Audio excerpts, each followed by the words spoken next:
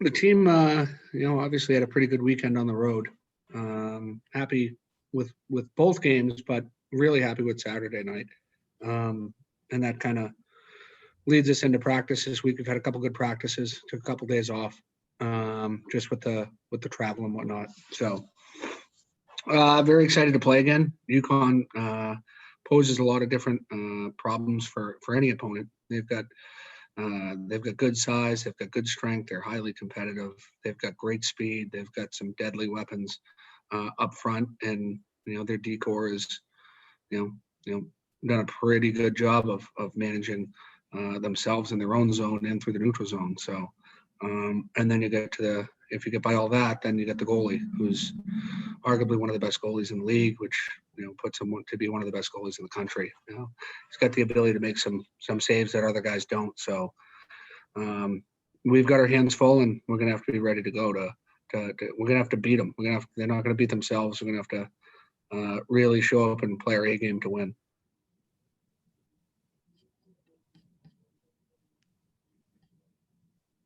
Anybody with some questions?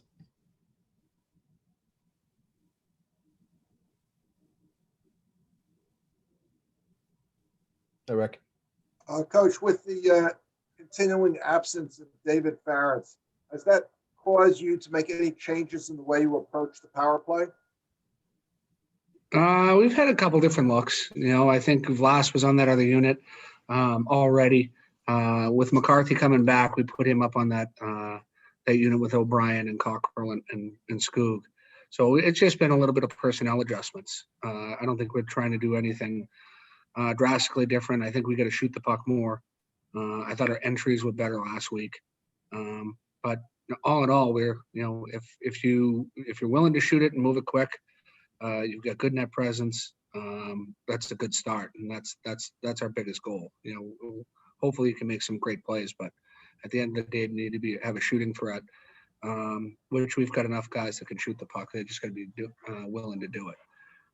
Dave is obviously one of the best players in college hockey, so to not have him has posed a different look, but we've got capable guys of playing on there. Coach, Tuck, Skoog, and Master Simone have had a pretty good connection when they've been together on a line. Just what have you seen from them in recent games? Well, it's a good mixture of players. You've got Skoog in the middle, who's normally pretty good on the face-off dot, and he's highly talented. He's got good hockey sense.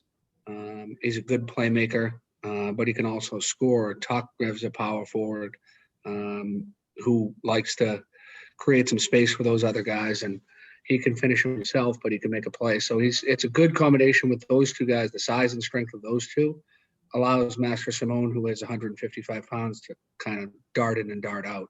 And he's a little bit a bit of a hungry player. He likes to shoot, and the way Skoog can set up guys. I think he should have had a goal. He hit the pipe there, or the wide open net. But plays like that, from those two guys, clearing space, and a guy that can make a play to a guy that can trigger and put the puck in the net.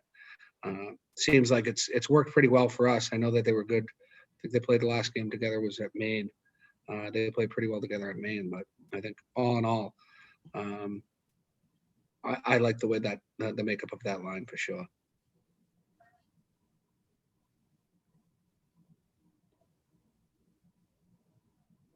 Just generally, do you have any updates on Comesso or Farrance or anything like that? They'll be available next week.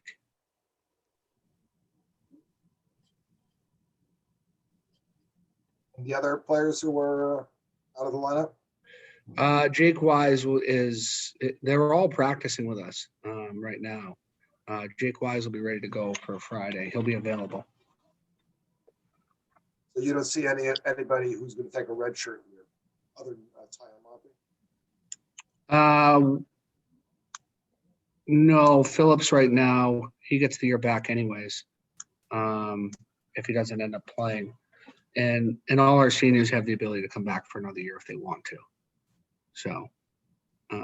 Does that offer by the NCAA of the 3-year complicate your planning in terms of recruiting?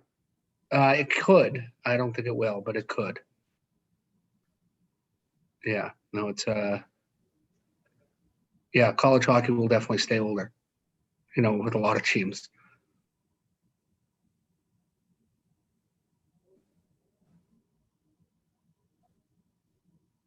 Anything else? One last one. What are your thoughts on the NCAA's announcement of its selection method for the national tournament? Yeah, there's not it's kind of an older way to do it, the way they've done it in the past. There's no really other way to do it. It's fine. It's hopefully it's hopefully everything will sort itself out, for the teams.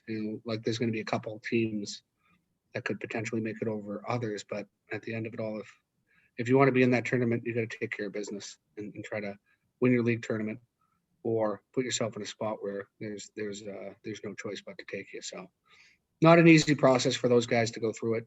Not an easy year to be able to compare and contrast with not a lot of non-conference games. So it's probably the only way to do it.